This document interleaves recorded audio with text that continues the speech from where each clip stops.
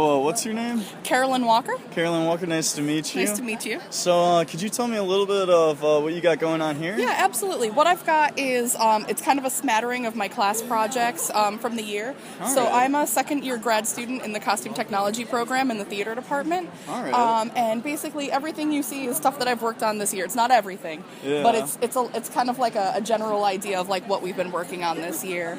I've got an independent study project, which is a Regency era dress. I've got 4 different hats from the millinery class that I've been taking. I've got my tutu that I made in dancewear class last semester, and this is a project that I just finished. It's a structured garment for our hard candy class that I'm taking. It's an Elizabethan gown. That looks really cool. Did you design, did you make all that, like sewing? And, Yep, everything is all sewn only by me. No one else's hands are allowed to touch our projects, so it's all me. Oh, wow. Yeah. Yeah, and this one's actually based on a portrait that I found. It's like an Italian Renaissance, like, noblewoman that I based it on, so.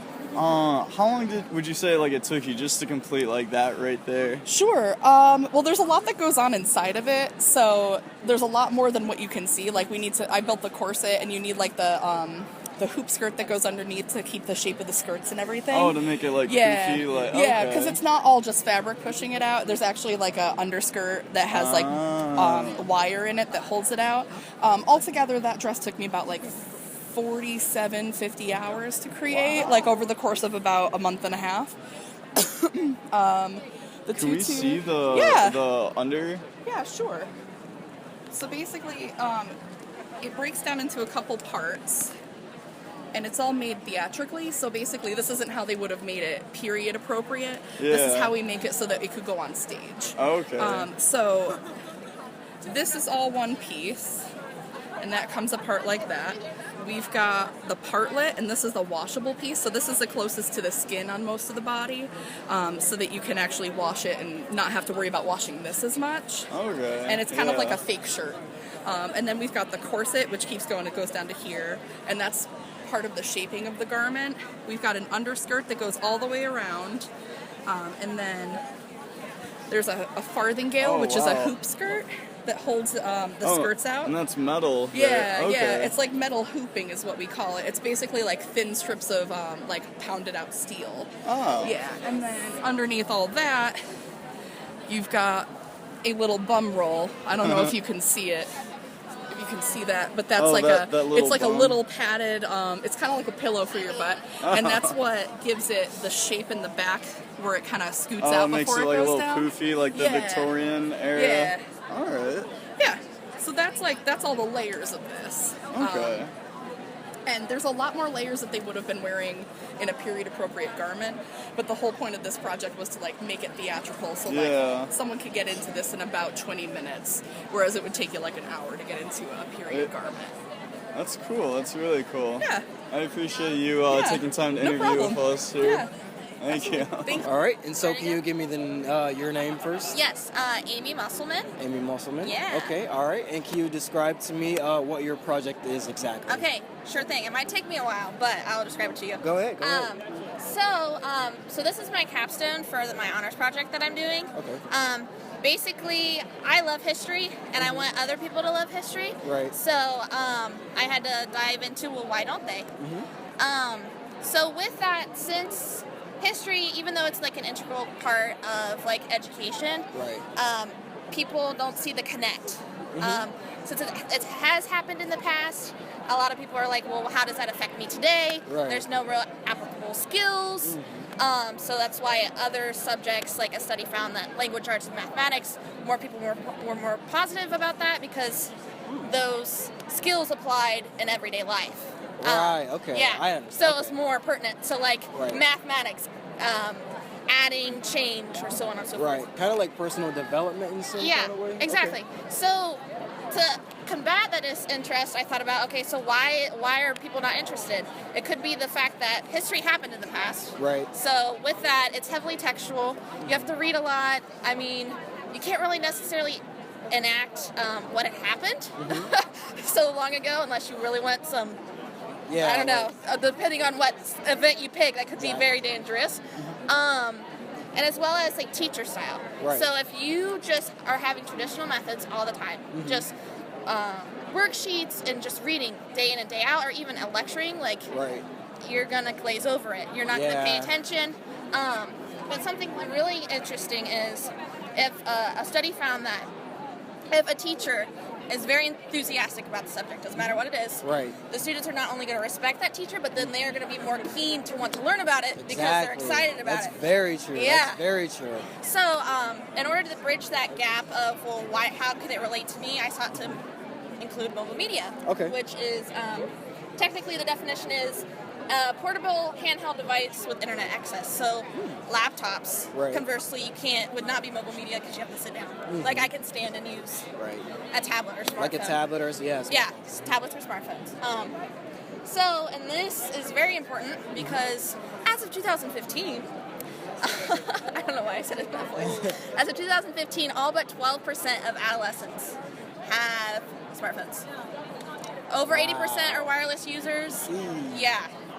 It's a digital age. I mean, Yeah, we're exactly. coming up. It's crazy. So, as a result, my research question was, what are high school students' perceptions of mobile media in the social studies classroom, and specifically, how would it affect their interest and enjoyment during a World War II lesson? Oh, okay. So, in one of my former classes, I made this wonderful game.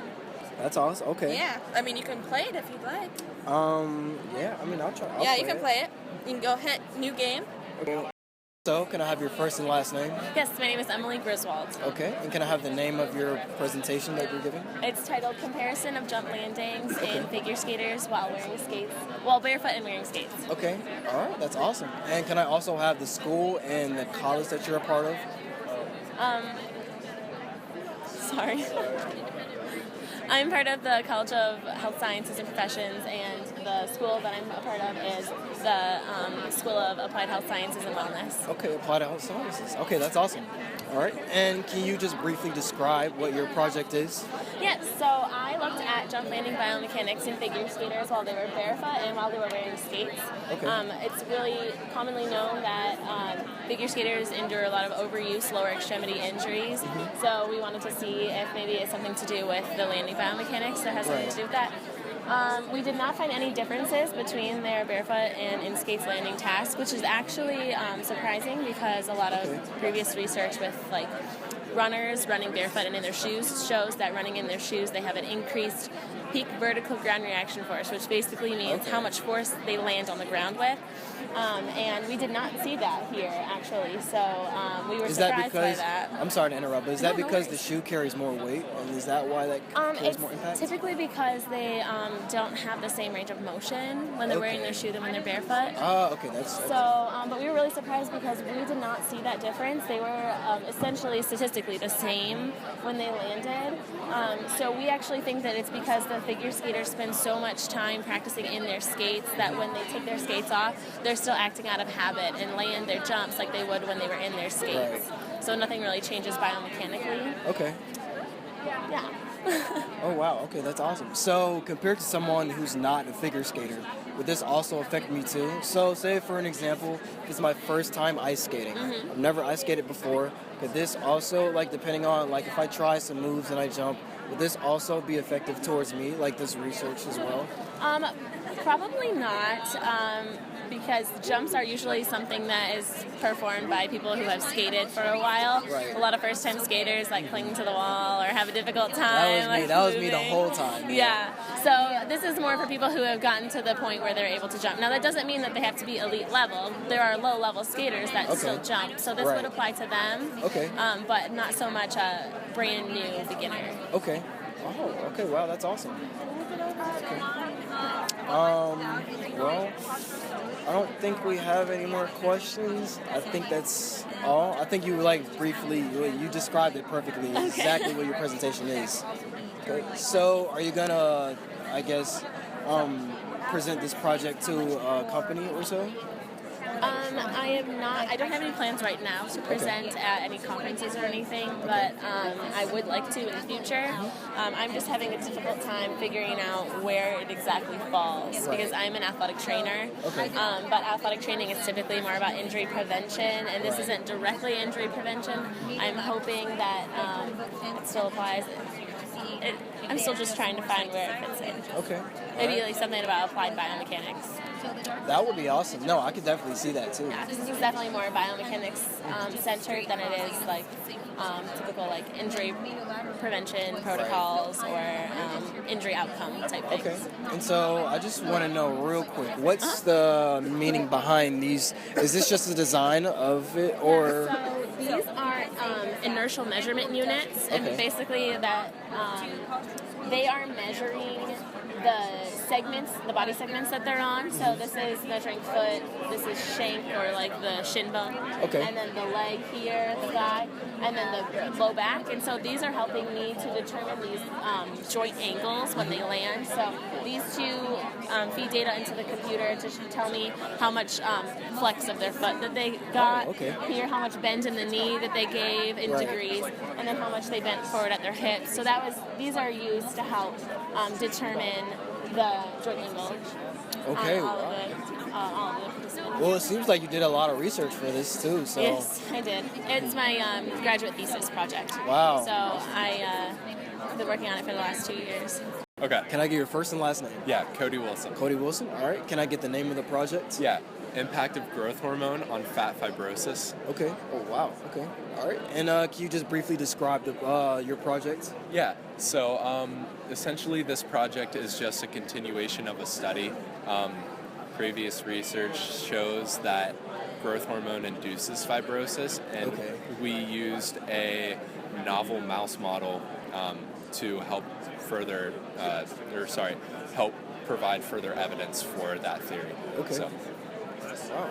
And so what was basically the process of trying to figure out and analyze or research all this, just basically this? So fibrosis is associated with obesity, and obviously obesity is becoming a bigger problem. Right. And so the purpose of this is to try and figure out what is a potential way that we could treat fibrosis and obesity. And it kind of flipped on us because we found really healthy obese mice and really unhealthy fit mice. Oh, wow. And so, but the common theme is fibrosis. And so it pertains specifically to type 2 diabetes. So the more fibrotic your fat tissue is, the more likely your chances are of developing type 2 diabetes. Okay. And so we wanted to kind of analyze this as a potential treatment method for type 2 diabetes. Wow, okay. Yeah. And you said about obese mice? I've never really heard of that. So what exactly is that? So obese mice are actually, they're really, really fat mice. And like, as you would imagine, like saying someone's obese, these mice are obese. And and so they're just big, plump, and like some of them get so fat that you can't see their legs, so they just kind of crawl across. It kind of look like they just like scooting across or sliding. Yeah. That's cool. That's crazy. So how long have you been working on this project for? So this project specifically, I've been working on this for I'd say about 5 months since since October, November area. But like I said, this is a continuation. I've been at the research lab working on fibrosis and growth hormone for about 2.5 years now. Oh wow. So okay. yeah. All right.